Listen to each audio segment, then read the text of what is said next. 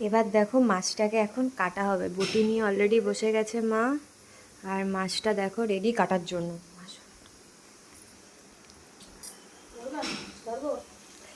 হ্যাঁ, কাটো।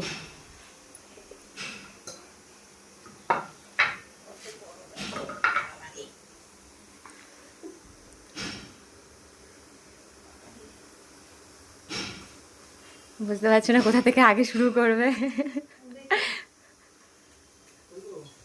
হ্যাঁ, দাঁড়াও দাঁড়াও। কোথাতে কাটবো দিশা পাচ্ছি না।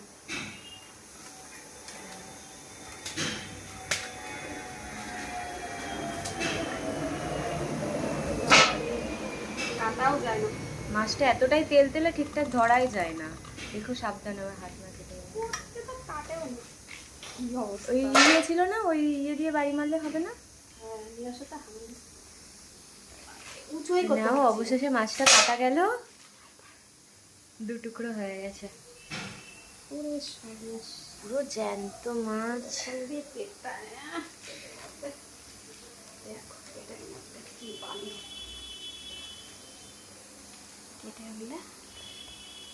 বাবারে বাবা, বটিটাই ধান নেই। না, এবার ছোট ছোট পিস পিস হয়ে যাবে মাছ। ব্যাস। আচ্ছা, রাখলাম।